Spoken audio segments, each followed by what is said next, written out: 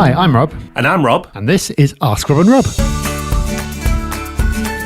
Hello everyone and welcome to Ask Rob and Rob, the show where you give us your questions and we give you our answers. And hopefully, most of the time, that's pretty useful. Now, most of you seem to agree because you are good enough to keep giving us your lovely questions. And part of the reason might be because we make it very easy for you to contribute. Yeah, just give us a call. 013 808 00035. That's 013 808 00035. You can leave us a voicemail there, or you could achieve the same thing by going to propertyhub.net/ask.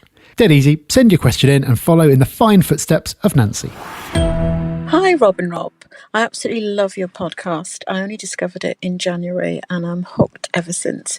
My name's Nancy Allen. I'm a GP who's crossed over into the realms of property investing, and I've bought a unit which is about 15 minutes away from the Liverpool Football Club. It's doing quite well. The only catch I have is that I absolutely hate service accommodation. I still practice, so when I work out my time versus managing the property versus me doing medical consultations, I feel that it's really not worth my while. And I just hate all the issues dealing with that level of maintenance. I do have good housekeeping, but I'm really not interested in marketing. So the question I have is, do I sell or do I hold and outsource the management? I did try that about 3 years ago and I was ripped off, unfortunately. So do you think I should sell or hold? I have had an offer, even though it was £10,000 less than what I believe it's worth as a property, so I'd be very grateful if you could help me. Nancy, thank you for your question, an area I know very, very well because I was born not too far away from there. Now, where you've ended up doesn't come as a surprise, and I think a lesson for everyone from your experience, Nancy, is to really analyse your current situation before you invest in property. Absolutely, a strategy should help you hit your financial goals. But it's not just the strategy. You can't ignore your own life as part of the mix, because if you are time poor, like it sounds like you are, there are certain strategies that just really aren't going to work for you. Now, you've talked about adapting the strategy and using an agent, and that could be a potential solution. Now, you will need to put a little bit of time in here as well by researching. And just Googling for someone and them coming top isn't going to be good enough here. You're going to need to really dig deep, look for reviews if they exist, ask for referrals, question how they go about it, what their processes are. The fact that you've done it yourself now, you'll have a good idea of what a good job looks like and what a bad job looks like. And then you may be able to partner with someone who will be able to take this off your hands. But do the research. You've been burnt before, and that might have been just misfortune, but you reduce the risk of that happening by putting that time and effort in there. You've also considered selling the property. And you know what? That actually might be worth considering as well. I know it might sound a bit crazy, and actually it's one of the things that we've changed our minds about podcasting over the years. When we very first started podcasting, we used to say never sell a property. But we've adapted our thought process on that. And that's a combination of time and our own experiences.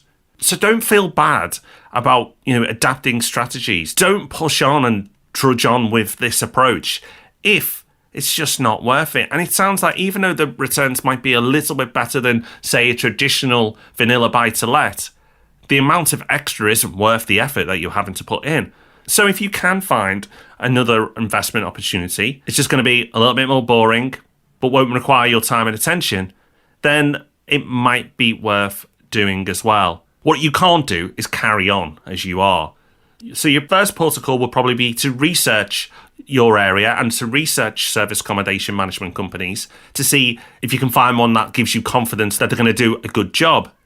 And if you can't, well, that probably then makes your decision on your second option, because you probably then should sell. But if you do find someone really good, then you may want to trial them for 6 to 12 months and then make a decision. But either way, in the not too distant future, you'll be able to make that decision. Okay, let's hear our next question. This one is from Jake. Hi Rob, my name's Jake, and along with a friend of mine, manage a few properties in portfolios that we own.